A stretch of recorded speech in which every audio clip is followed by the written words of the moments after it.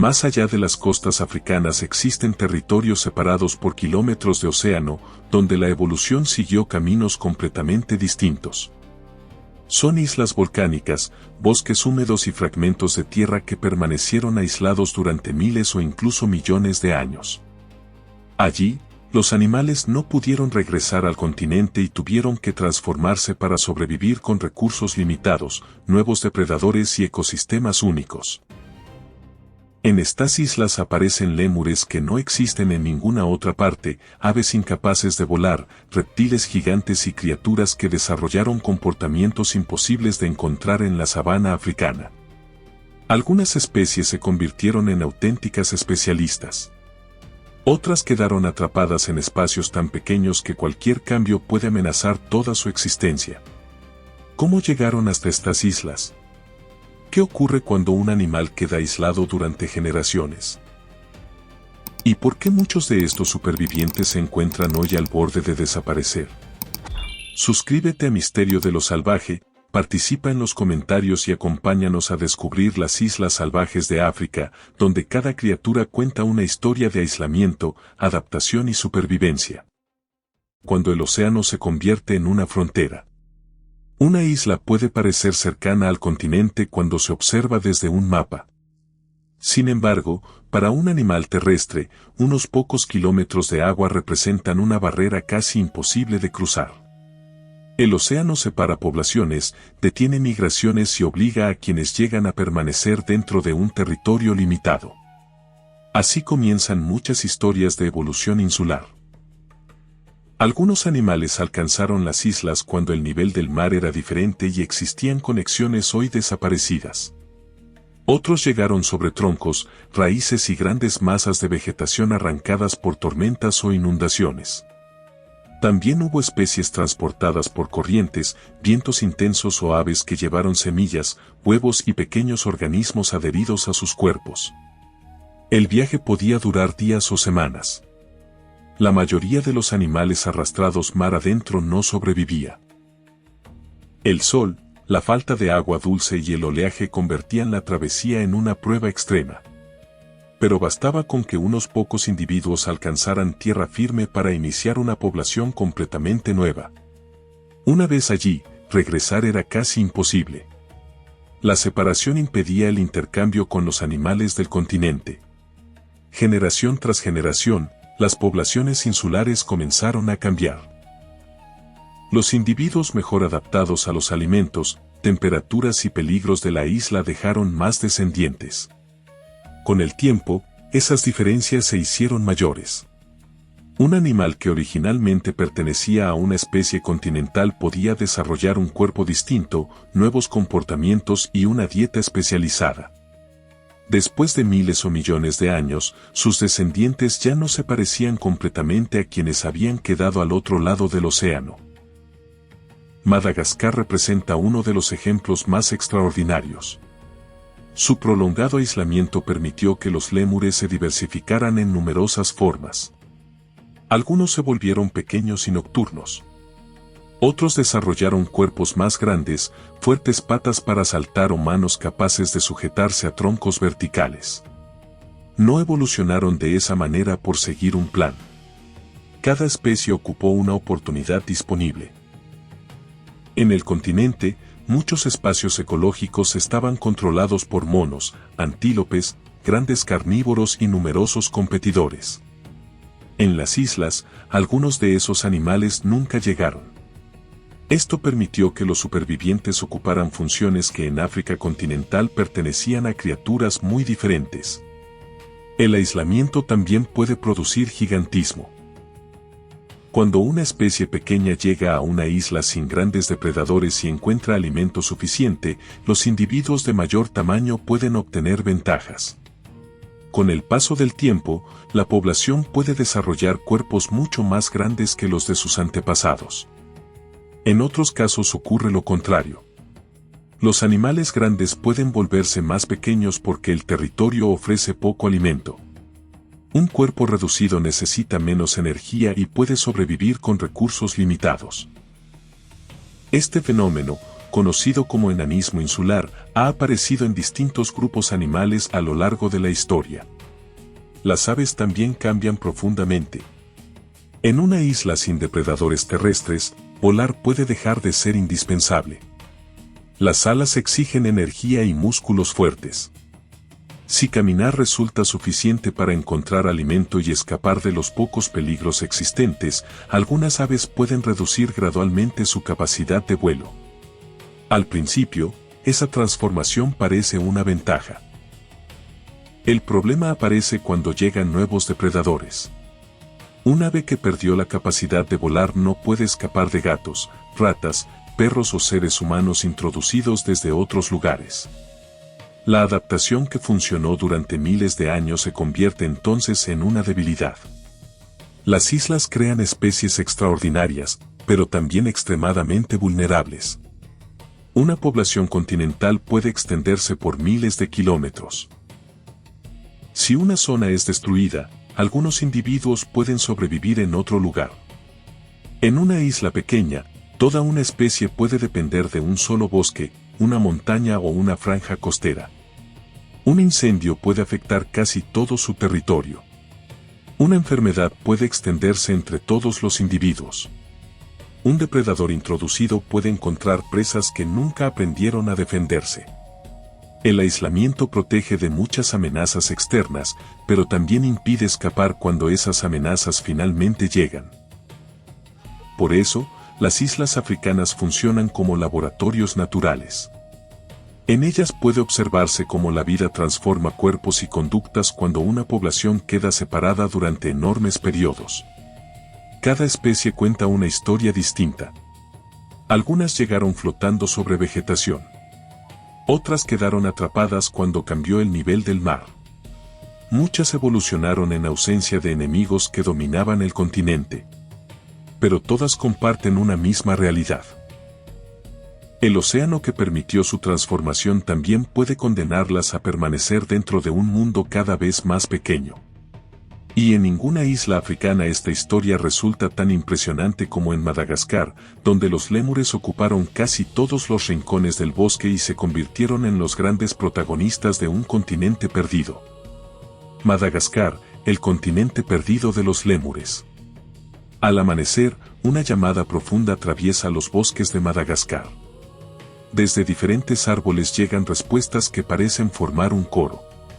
No son aves ni monos africanos. Son indris, algunos de los lémures más grandes que existen, anunciando su presencia dentro de un territorio separado del continente durante millones de años. Madagascar no es una isla común. Su aislamiento permitió que plantas y animales siguieran caminos evolutivos propios. Mientras en el continente africano los monos ocuparon gran parte de los bosques, aquí los lémures encontraron espacios disponibles y se diversificaron en especies completamente diferentes. Algunos pesan apenas unos gramos. Otros poseen piernas poderosas, colas largas o dedos especializados para extraer alimento. Existen lémures que permanecen activos durante el día y otros que solo abandonan sus refugios cuando la oscuridad cubre el bosque. Cada uno encontró una manera distinta de sobrevivir. El indrí se mueve mediante saltos entre troncos verticales. Sus fuertes patas traseras impulsan el cuerpo sobre distancias que parecerían imposibles. No posee una cola larga como otros lémures, por lo que depende del equilibrio, la precisión y la fuerza de sus extremidades. Antes de saltar, observa. Calcula el espacio. Después se lanza y se aferra al siguiente tronco con manos y pies. Una rama demasiado delgada o una distancia mal medida podría provocar una caída desde gran altura. Sus llamados cumplen una función esencial. Las familias los utilizan para mantener contacto y advertir a otros grupos que el territorio está ocupado. El sonido puede viajar por grandes extensiones del bosque, permitiendo que los animales se comuniquen sin verse. En otra región de la isla, los sifacas utilizan una estrategia distinta. También son expertos saltadores, pero cuando deben cruzar una zona abierta descienden al suelo y avanzan de lado sobre sus patas traseras. Sus brazos permanecen levantados para mantener el equilibrio, creando un movimiento que parece una danza. Esta forma de desplazarse resulta llamativa, pero también peligrosa. En el suelo quedan expuestos a perros, fosas y seres humanos. El bosque es su verdadero refugio. Cada espacio sin árboles los obliga a abandonar las rutas para las que su cuerpo está mejor preparado. Durante la noche aparecen criaturas todavía más extrañas. El aye-aye recorre las ramas golpeando la madera con uno de sus dedos. Escucha con atención y busca cavidades donde puedan esconderse larvas de insectos. Cuando detecta una, utiliza sus dientes para abrir la corteza e introduce un dedo largo y delgado para extraerla. Su técnica recuerda a la de un pájaro carpintero. Pero es un primate. La ausencia de ciertos competidores permitió que desarrollara una forma de alimentación que casi ningún otro animal utiliza de la misma manera. Sus orejas grandes detectan sonidos dentro de la madera y sus dedos funcionan como instrumentos de exploración. Los lémures ratón ocupan el extremo opuesto. Son pequeños, ligeros y nocturnos. Se desplazan entre ramas finas buscando insectos, frutos y néctar. Su tamaño les permite utilizar refugios diminutos, pero también los convierte en presas de serpientes, búhos y mamíferos carnívoros. Durante ciertas épocas pueden reducir su actividad para conservar energía. Cuando el alimento disminuye, algunos entran en estados de letargo y permiten que su temperatura corporal descienda. Esta estrategia les ayuda a superar temporadas difíciles sin consumir más recursos de los que pueden encontrar. Los lémures de cola anillada prefieren zonas más abiertas y pasan bastante tiempo en el suelo. Viven en grupos sociales donde las hembras suelen ocupar posiciones dominantes. Se alimentan de frutos, hojas, flores e incluso pequeños animales cuando aparece la oportunidad. Su cola no sirve para colgarse. Funciona como señal visual. Al desplazarse entre la vegetación, la mantienen elevada para que los miembros del grupo puedan seguirse. También la utilizan durante exhibiciones y enfrentamientos sociales. Pero toda esta diversidad depende de bosques que están desapareciendo. La tala, los incendios y la expansión agrícola fragmentan los territorios. Un grupo puede quedar aislado dentro de una pequeña zona sin árboles suficientes para encontrar alimento durante todo el año. Las especies especializadas sufren primero. Un lémur que depende de determinadas hojas no puede cambiar de dieta fácilmente. Otro que necesita grandes árboles para dormir pierde sus refugios cuando el bosque es talado. La reproducción lenta aumenta el riesgo. Muchas especies tienen pocas crías y necesitan años para reemplazar a los adultos que mueren. Si una población disminuye rápidamente, puede no tener tiempo suficiente para recuperarse. Madagascar permitió que los lémures evolucionaran lejos de los monos, leones y otros animales del continente.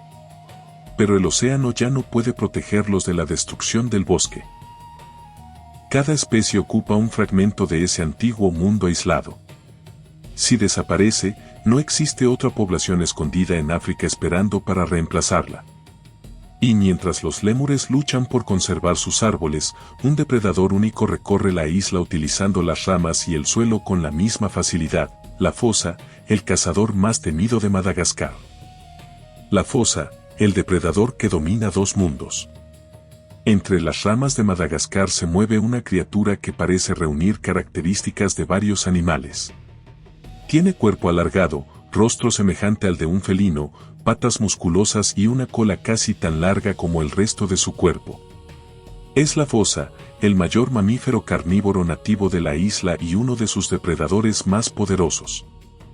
A diferencia de los grandes cazadores del continente africano, no necesita perseguir antílopes sobre extensas sabanas. Su reino está construido con árboles, raíces, rocas y senderos cubiertos de hojas. Allí puede desplazarse tanto por el suelo como por las copas, siguiendo a presas que creen estar seguras en las alturas. Sus articulaciones son extraordinariamente flexibles. Los tobillos pueden girar de una manera que le permite descender de los árboles con la cabeza hacia abajo. Sus garras ayudan a sujetarse a la corteza, mientras la cola funciona como un contrapeso durante saltos, giros y persecuciones entre ramas. Para un lémur, cambiar de árbol no siempre significa escapar. La fosa puede seguirlo. El depredador avanza sobre ramas gruesas, salta entre troncos y desciende rápidamente si la presa intenta llegar al suelo. No posee el cuerpo pesado de un leopardo ni la velocidad prolongada de un guepardo. Su mayor ventaja es la capacidad de moverse entre dos mundos sin perder el control. Los lémures forman una parte importante de su alimentación, pero no son sus únicas presas. También captura roedores, aves, reptiles, anfibios y otros animales pequeños. Su dieta cambia según el bosque, la temporada y las oportunidades disponibles. La cacería puede comenzar con un olor. La fosa utiliza sus sentidos para seguir rastros entre la vegetación. Se desplaza con cautela, deteniéndose para escuchar movimientos sobre las ramas o entre las hojas. Cuando descubre una presa, intenta acercarse antes de lanzar una persecución corta y explosiva. Dentro de los árboles, cada decisión importa. Una rama demasiado delgada podría romperse. Un salto mal calculado podría provocar una caída y un lémur pequeño puede escapar hacia extremos que no soportan el peso del cazador. La fosa debe anticipar la ruta y cortar el paso antes de que la presa alcance una zona inaccesible. En el suelo utiliza troncos caídos, rocas y vegetación para esconderse. Su pelaje marrón rojizo se confunde con las sombras del bosque. Un animal puede detectar un movimiento, pero no comprender la forma completa del depredador hasta que ya se encuentra demasiado cerca. La mayoría de las fosas vive de manera solitaria. Cada individuo recorre un territorio amplio, deja marcas de olor y evita encuentros innecesarios con otros adultos. La comida está dispersa y dos cazadores en el mismo lugar terminarían compitiendo por las mismas presas. Sin embargo, se han observado casos excepcionales de machos cazando juntos. La cooperación puede permitirles rodear a un lémur y cerrar varias rutas de escape. Mientras uno persigue directamente, los demás se colocan en posiciones hacia las que podría saltar la presa. Aunque este comportamiento no es la regla, demuestra que la fosa puede modificar su estrategia cuando existe una oportunidad. Durante la época reproductiva, la tranquilidad desaparece. Varios machos pueden reunirse cerca de una hembra situada en un árbol utilizado para el apareamiento. Allí compiten mediante llamadas, persecuciones y enfrentamientos. La actividad puede prolongarse mientras los individuos intentan conseguir una oportunidad. Después, la hembra queda sola. Busca una madriguera, una cavidad o un refugio protegido donde dará a luz. Las crías nacen pequeñas, indefensas y completamente dependientes. Durante sus primeras semanas permanecen ocultas mientras la madre sale a buscar alimento. Poco a poco comienzan a explorar. Juegan, trepan y persiguen cualquier movimiento. Esos intentos desarrollan el equilibrio y la coordinación necesarios para convertirse en cazadores capaces de desplazarse entre árboles. Pero no todas llegarán a la edad adulta. La pérdida del bosque reduce el territorio y separa las poblaciones. Cuando desaparecen los corredores de árboles, la fosa debe cruzar cultivos, caminos y zonas cercanas a viviendas. Allí aumenta el riesgo de encontrarse con perros, vehículos y personas. También puede acercarse a gallineros. Para una familia, perder aves domésticas representa un daño real. La fosa es entonces perseguida por aprovechar una fuente de alimento fácil, aunque haya llegado hasta allí porque su hábitat natural fue reducido. Su mala reputación ha creado historias exageradas. En algunas regiones se la considera una criatura feroz capaz de atacar cualquier cosa. En realidad, evita a las personas y cumple un papel esencial controlando poblaciones de animales y manteniendo el equilibrio de los bosques. Sin la fosa, ciertas presas podrían aumentar y modificar la vegetación o competir con otras especies. Como depredador superior, conecta diferentes niveles de la cadena alimenticia. Madagascar no posee leones, leopardos ni hienas nativas. La fosa ocupa el lugar que quedó disponible. Evolucionó lejos de los grandes carnívoros africanos y se convirtió en una cazadora diseñada para una isla dominada por lémures y bosques verticales. Pero su poder termina en la costa. No existe otra población en el continente ni un segundo territorio al cual escapar. Si desaparece de Madagascar, se extinguirá uno de los depredadores más singulares del planeta. Y mientras la fosa patrulla las sombras, otras islas africanas guardan criaturas todavía más antiguas, reptiles gigantes que sobrevivieron durante siglos en territorios separados por el océano. Las tortugas gigantes que sobrevivieron al aislamiento. En algunas islas africanas, el tiempo parece avanzar con una lentitud diferente. Allí, entre palmeras, matorrales y senderos abiertos por generaciones de animales, enormes tortugas caminan con pasos pesados. No necesitan perseguir presas ni escapar mediante carreras rápidas. Su estrategia consiste en resistir, ahorrar energía y vivir durante décadas. Las tortugas gigantes fueron mucho más comunes en distintas islas del Océano Índico. Su aislamiento, la abundancia de vegetación y la ausencia de grandes depredadores terrestres permitieron que algunas poblaciones desarrollaran cuerpos extraordinariamente grandes. Un cuerpo mayor podía almacenar más agua y energía. También permitía recorrer distancias entre zonas de alimento y soportar periodos difíciles. Sin leones, hienas ni grandes felinos, crecer lentamente no representaba una desventaja inmediata. La isla se convirtió en una fortaleza. Durante el día, las tortugas buscan hierbas, hojas, frutos caídos y pequeños arbustos. Su alimentación parece sencilla, pero cumple una función importante dentro del ecosistema. Al arrancar vegetación, abrir caminos y dispersar semillas, transforman el paisaje a su alrededor. Una tortuga puede tragar un fruto en un extremo de la isla. Días después, deposita sus semillas en otro lugar junto con nutrientes que favorecen la germinación. Así ayuda a transportar plantas que no podrían desplazarse por sí mismas. Su lentitud es engañosa. Aunque avanzan con calma, pueden recorrer grandes áreas buscando alimento, sombra o agua. Recuerdan rutas y lugares donde la vegetación aparece en determinadas épocas. Cuando el calor aumenta, descansan bajo árboles o en depresiones frescas. El caparazón funciona como defensa. Frente a una amenaza, retraen la cabeza y las extremidades. Durante miles de años, esta protección fue suficiente contra casi todos los peligros naturales de las islas. Pero no estaba diseñada para enfrentar a los seres humanos. Cuando los navegantes comenzaron a llegar, descubrieron que las tortugas podían sobrevivir durante largos periodos sin comer ni beber. Fueron capturadas y almacenadas en barcos como una fuente de carne fresca para las travesías. No podían huir. No podían esconderse con facilidad. Su capacidad para resistir, que había sido una ventaja evolutiva, terminó convirtiéndolas en presas ideales. Miles desaparecieron de islas donde habían vivido durante generaciones. Los animales introducidos agravaron el problema. Ratas, cerdos, perros y gatos atacaron huevos y crías. Las cabras consumieron la vegetación y compitieron por el alimento. En lugares donde antes casi nada amenazaba un nido, las nuevas especies encontraron recursos abundantes. Los huevos se convirtieron en objetivos fáciles. La hembra excava un agujero en el suelo, deposita la puesta y la cubre con tierra. Después se aleja. No permanece vigilando durante toda la incubación.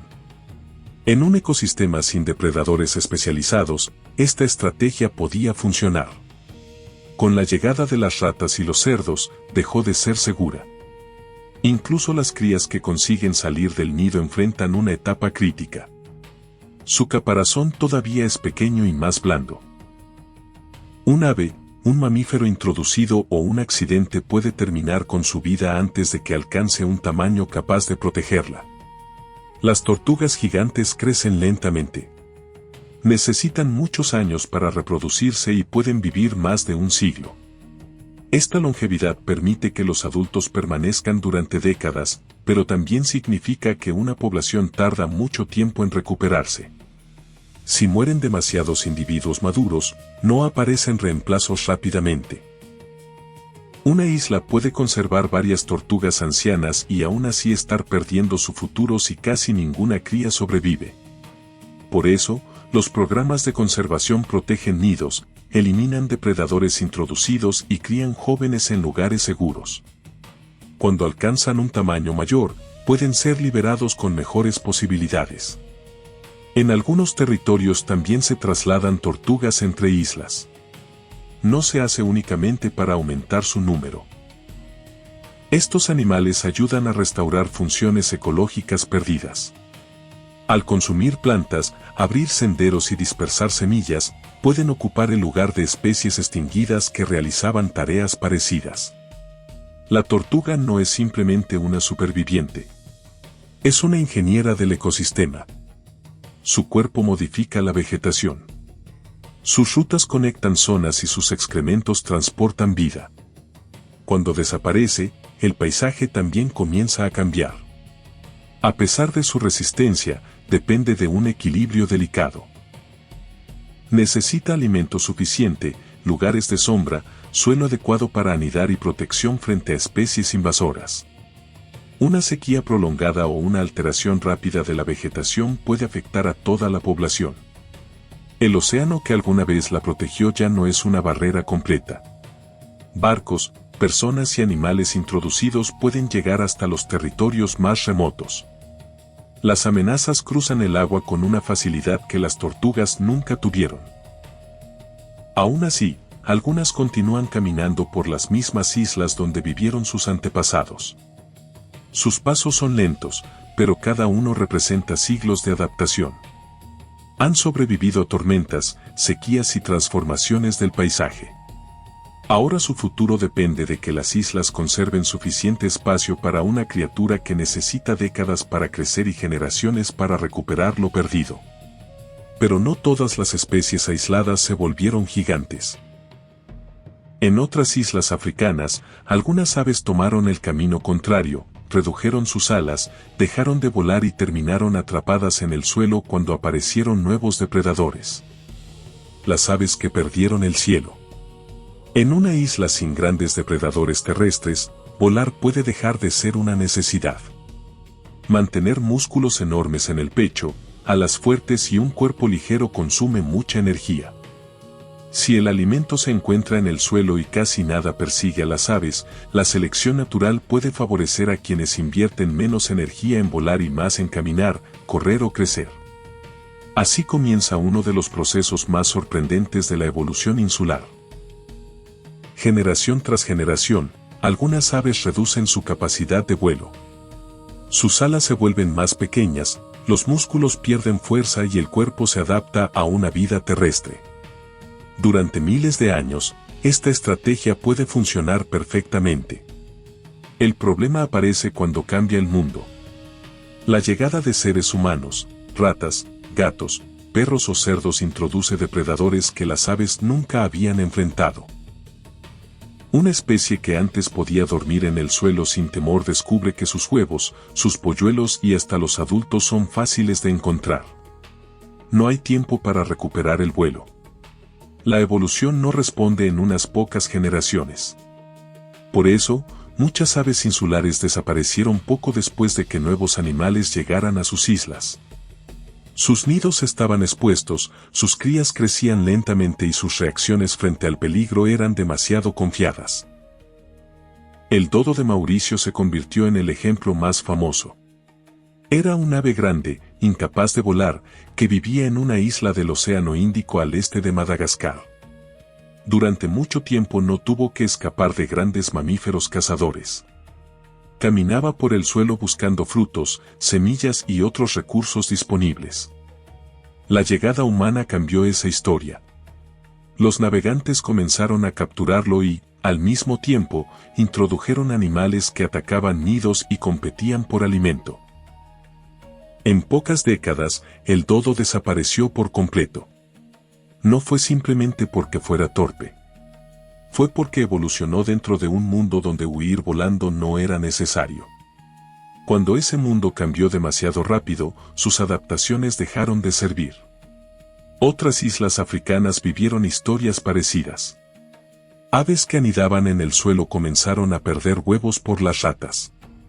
Polluelos que permanecían ocultos entre la vegetación fueron descubiertos por gatos. Especies que jamás habían visto un mamífero depredador no reconocían el peligro hasta que era demasiado tarde. Incluso las aves capaces de volar pueden quedar atrapadas. Algunas pasan casi toda su vida en una sola isla y dependen de árboles, insectos o frutos muy específicos.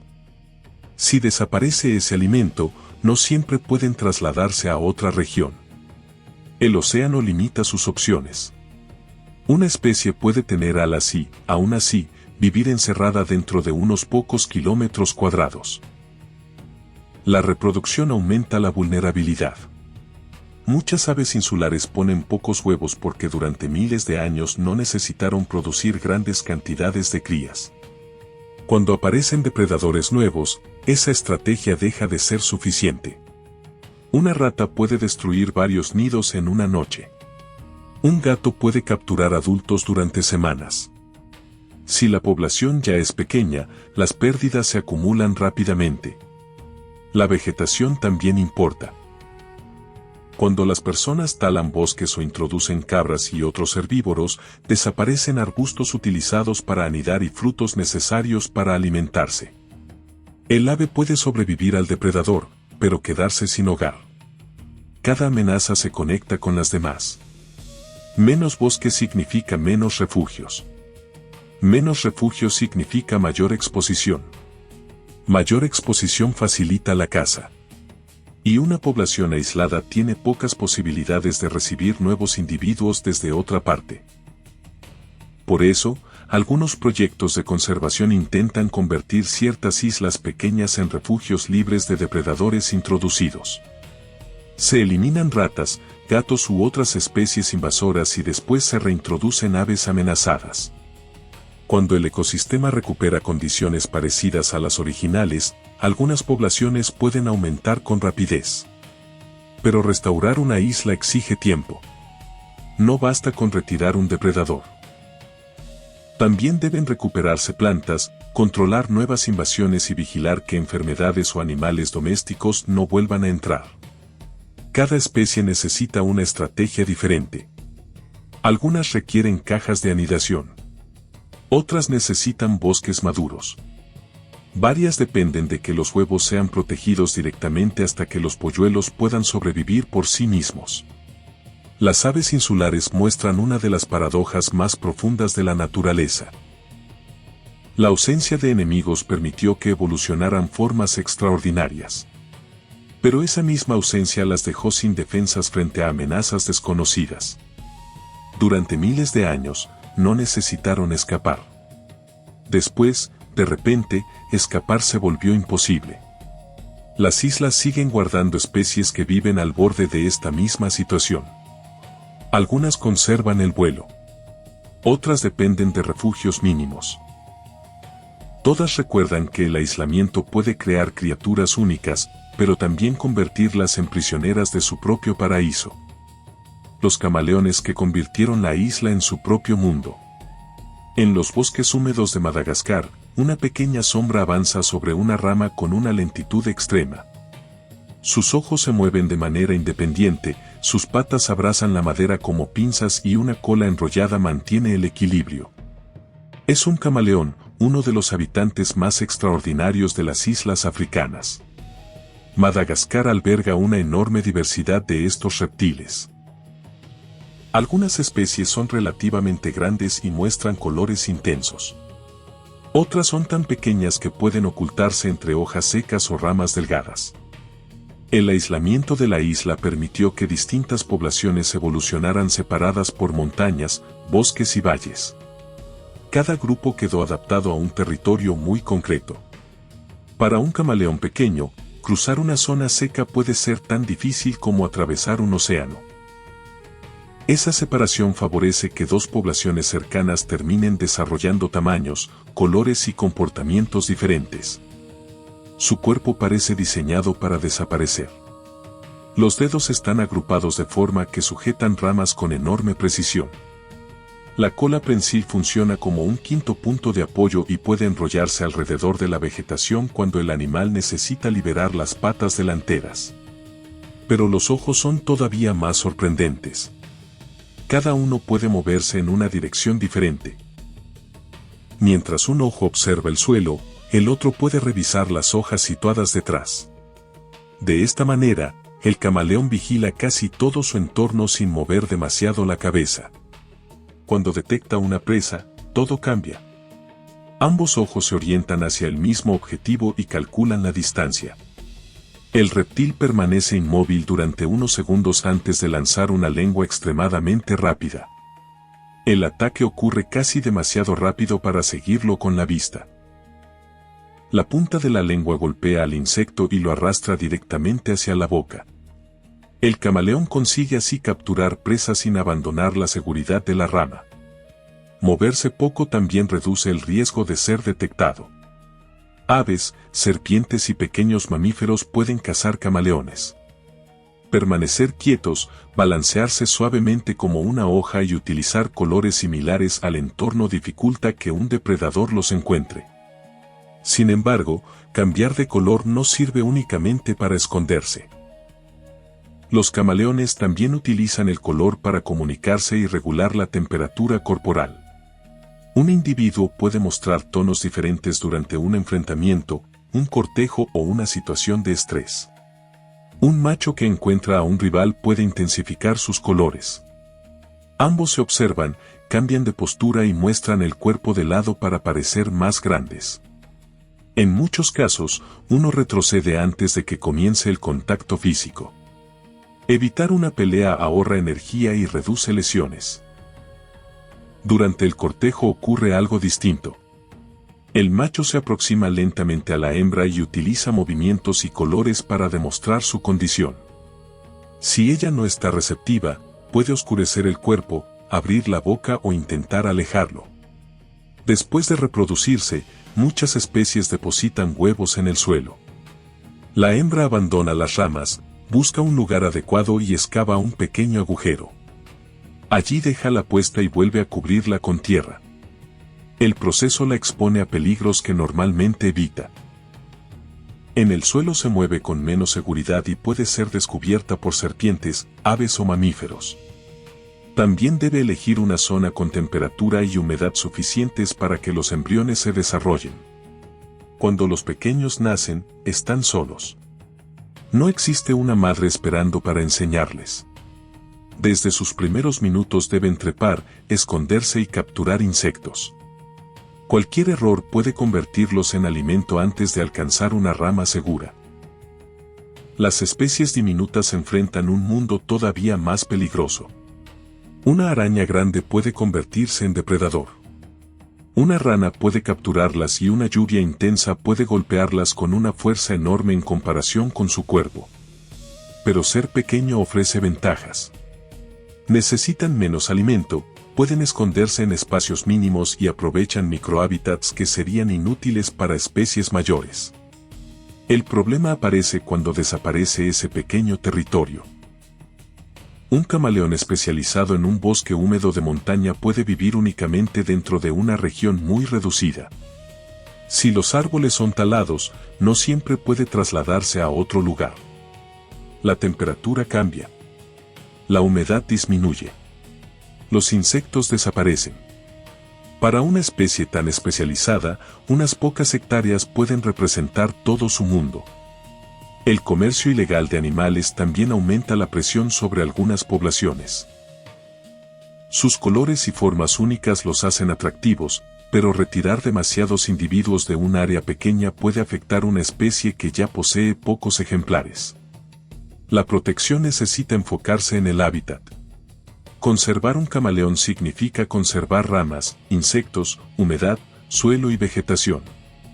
No basta con proteger al animal si el bosque que permite su existencia desaparece. Madagascar convirtió a los camaleones en especialistas del detalle. Unos viven cerca del suelo. Otros dominan arbustos y árboles. Algunos dependen de montañas cubiertas por niebla. Cada especie ocupa una pequeña versión de la isla dentro de la propia isla. Y esa extraordinaria especialización demuestra otra cara del aislamiento, puede producir una diversidad impresionante, pero también dejar a cada criatura atrapada dentro de un territorio del que no puede salir cuando las condiciones cambian. Las islas salvajes de África son mucho más que tierras rodeadas por océano.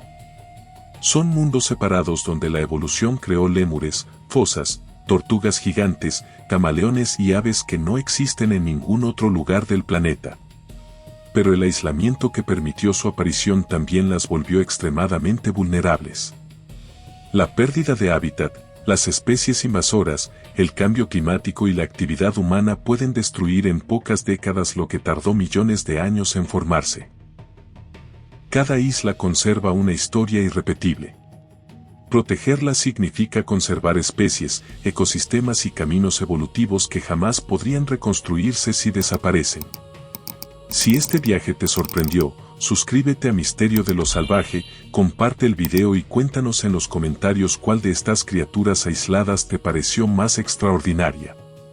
Nos encontraremos en una nueva expedición por los rincones más sorprendentes del mundo salvaje.